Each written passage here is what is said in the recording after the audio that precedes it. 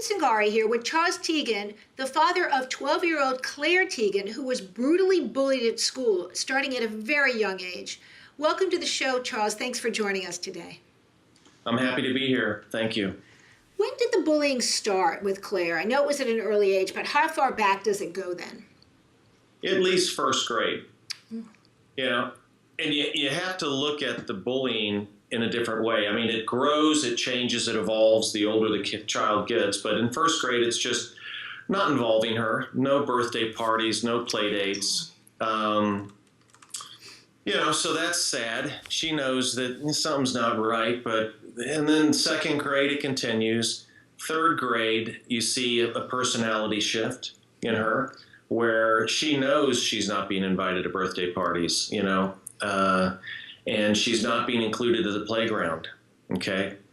So that makes her upset, and she questions why. She still, I don't believe at that age, has figured out that it's her, you know?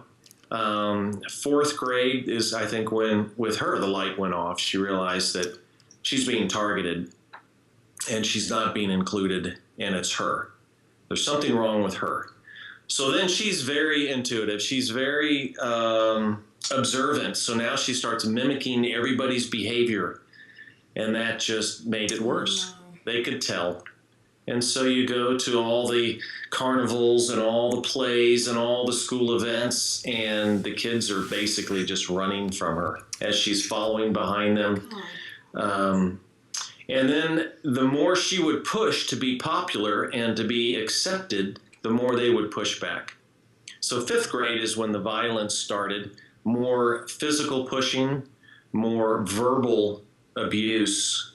And then, you know, halfway through fifth grade came the physical abuse of being punched square in the face by a boy on school camera, under a bully sign, oh my God, by the water fountain. You know, it just gets absurd. And so we address every one of these. We talk with parents. We talk with the schools. And I think they just give you the answer you want to hear. Don't have the resources to really fix it. And so sixth grade comes along, and that's when we discovered the suicidal notes and dealing with real depression and giving up. So you watch your child erode away. Yeah. It must have been so hard for you as a parent. Take me back to that moment when you saw those notes that Claire wrote saying she wanted to die. It's just heartbreaking for me to even ask you this question. It must have been so difficult for you to see those words, knowing they came from Claire. My initial response was shock. Okay. And I'm an involved parent. I mean, I am there every day, and we talk, and, you know, Claire requires a lot of special attention with school. So it caught me totally by surprise. Really? And the more we looked, the more we searched, the more we found. And, you know, I can tell you at the moment, I had no answer except absolute fear. Yeah. You know? Yeah. Because I know enough about suicide, and I know enough about, you know, young children statistics, and I couldn't reach her. At that point, I knew something was major and something was really broken, and the notes just confirmed it. But there's a positive side to this story, because you were able to develop a new Claire, and the new Claire we've already interviewed, so we know that she's strong and powerful and is not that old Claire. Tell me a little bit about how MMA helped Claire become the new Claire she is today. Well, you know, it doesn't even have to be MMA. Okay. It could be baking cookies, doing art. Good point. Gardening, you know. But I knew I had to find something that I could hook her with, something that she would be interested in. So that's the first thing I looked for. She said it, boxing. So I jumped on it the next day and found a boxing youth MMA class. I'm going, okay, I don't know anything about MMA at all. I didn't even know who Ronda Rousey was at the time, or, you know, but we found a gym, brass boxing and jiu-jitsu, close to our home. And I went in and met Austin Ford's mother. Okay. I told her my story. I said, I got to build some self-esteem. I just need a positive place for her to feel safe. She goes, well, you need to meet my son. And I said, okay, well, tell me about your son. And she went through his, sort of his history, who he'd been involved with, the kids he's trained. And I said, okay, we'll give it a shot. She goes, it's a free class, the first one. So I said, okay. And so we brought her to the gym. I think it was just a couple days later. Yeah. So since Claire has found MMA, her life has turned around. What is the new Claire like? The new Claire is confident, self-assured, the kid I always wanted her to be. She has a purpose. She has a mission. She's very loving and kind. So, MMA addresses so many of these needs, which I find odd. Couple of guys beating each other up in a octagon. I mean, once you dig deep into this sport, every fighter, so many, yep, are fabulous, amazing athletes, and almost everyone has a bully story. It's interesting too. I agree with you on that. It's interesting too, but one of the things that I've discovered in reporting on MMA is so many people think it's a brutal sport. When you first look at it, you think, oh, these people are killing each other in a cage or in an octagon. But martial arts, it's really about the martial arts philosophy more so than it is about anything else. And that's the one message that I think people who are not familiar with MMA need to understand, because those athletes are a different breed of athletes. They have honor and they have integrity and they have respect for each other and a lot of respect for the sport. How proud are you of Claire? I'm extremely proud. I'm like the sports dad now. I just love watching her train, spend time with her coach, Austin. And the competitions are, it's kind of like a payback thing for me, because I've been on the playground and I've had people, yell cuss words at her and right in front of me, not knowing who I was. And to see her take down boys her size and bigger, we need to create a new word for that. I think it's called payback. Isn't that what it's called? Right. Exactly. Yeah. And she knows it. Good for her. Tell me how the UFC social media manager, Shonda Maloney, was able to get you to UFC 183. There's a great story behind this. How she got us there? Well, it was just a random series of events. We create this video with Austin and my family. And we have an influential friend named Shane Rudman. Okay. And Shane Rudman came up with this idea of, well, let's push this little video out on Twitter. He's got 600,000 followers, right? And I hate to say I didn't even know really what Twitter was. Gives away my age. It's okay. But so there we go with this little campaign, and it kind of ends up on Shonda's little radar. She's the multimedia manager for the UFC.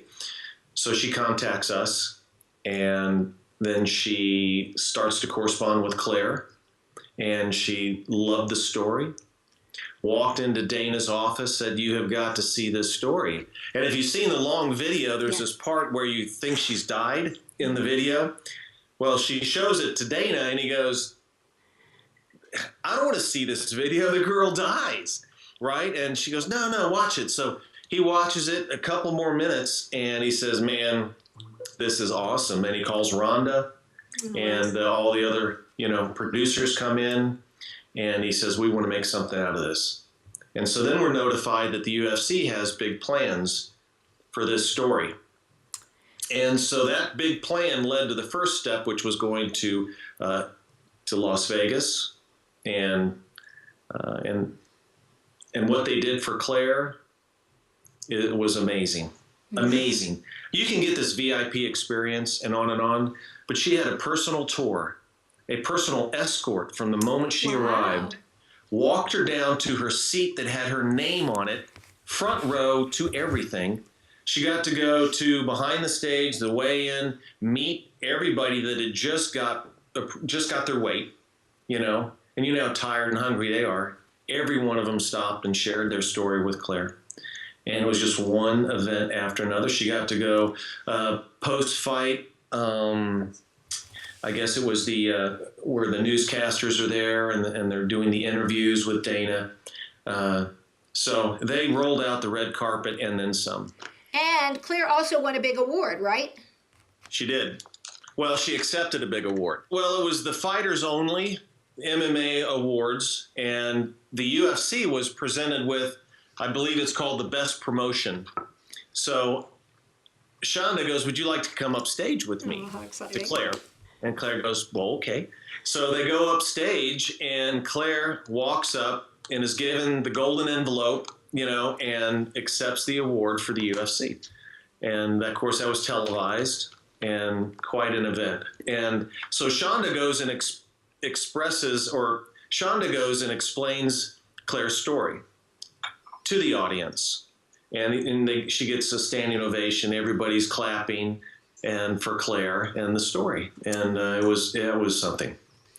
Big thanks to Shonda. She's really an amazing person. And you and Claire are both amazing people for having the courage to speak out about this. What would you like to tell other parents and other children if they're watching this program about being bullied?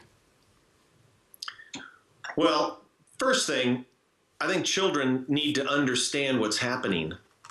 Okay? I think they get confused, and they have to understand that they are being targeted, okay, and being emotionally and physically and mentally abused. It's not okay. Yeah, it's not okay. So that was the first thing. Once Claire really understood that it wasn't her fault. Second thing is, I think the kids, I think that the stability of the child really needs to be assessed, okay, because I know how devastating it is. We've met so many suicidal kids that have stepped forward because of Claire's story. And so I always feel inadequate as a parent, you know, but they need help. And the basic message I like to give is, you know, your kid needs self-esteem. They need to earn it on their own. I've been telling her she's the greatest thing since she was born. Yeah. It doesn't have the impact. So my quest was to find somebody that could tell her and find something she was good in. And not only that, I go to every practice. I'm involved with everything. Good for you. Okay. And it takes that kind of involvement on the parents' part to have a chance to turn it around. If we were sitting here a year ago and Claire hadn't found MMA, where do you think she might have been? Does that thought ever cross your mind? I bet it does. Sure. She wouldn't be here. Yeah. She would have found a way. And, you know, but these days I don't spend a lot of time there. Okay. Now, I also heard from you earlier in our pre-interview. You were sharing with me the impact Claire has had on some other children across the U.S. that are writing into her and stopping her. Tell me a little bit about how she's helping other children combat bullying. Well, it's her story, okay? And, you know, and the UFC and people like yourselves that push this story out, it just goes everywhere. So she's been contacted in so many unique ways. One, she took her message to our church, and her and her coach stood up, shared her story. And out of that, one of the many things that came out of it was a young man who is suicidal, around her age. He now is a member under Austin Ford's coaching and making a big difference with him. You know, he just was lost and, you know, needed some self-confidence, and it's working. The other story is we got a letter actually today from someone across the U.S. that just reached out, said, I love you. Thank you for sharing. I was bullied. And we have another young girl that contacted us, and she's the same age as Claire, same situation, wants to do MMA but can't. And so we asked her, well, what gym would you like to go to if you could? She goes, well, it's this gym. And so I called the gym, you know, and they are going to sponsor her membership. Oh, that's awesome. What great news. Yeah, and there's others, and other people reaching out and connecting with Claire.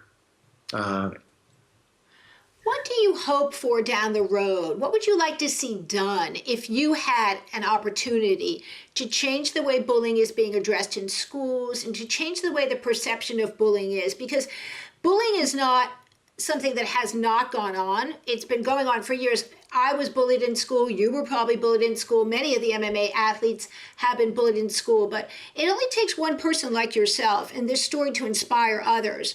But moving forward, are you hoping to bring this more out in the open so other people can be, challenged to do better for themselves and not be bullied? Absolutely. I'm just getting started. Okay. Okay. I've seen what works. Okay. And,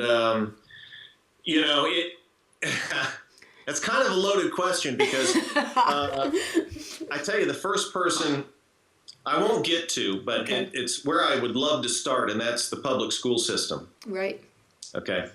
And I'm finding that multimedia and, laptops in schools, cell phones, texting, they're so socially inept. It's ridiculous. And I feel that the schools take our kids, okay, and force them in an environment, a social environment, for 6-7 hours a day, and don't provide the resources that those kids need. It's, the statistics prove that.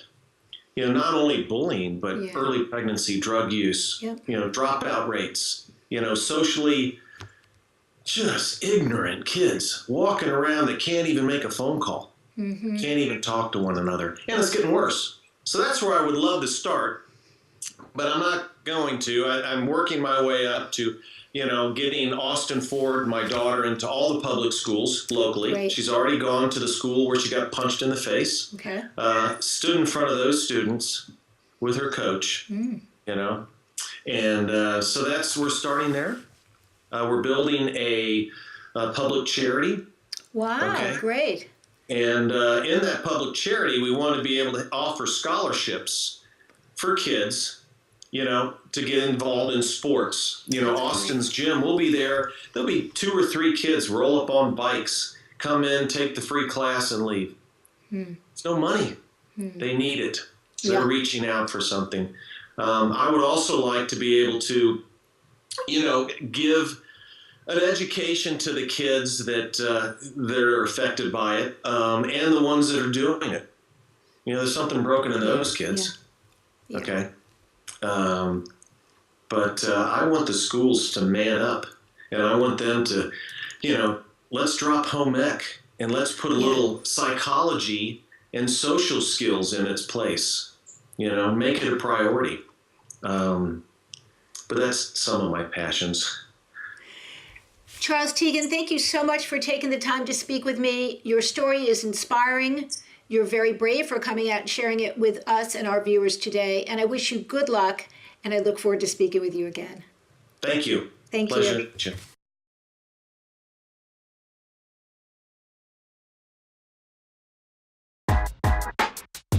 you.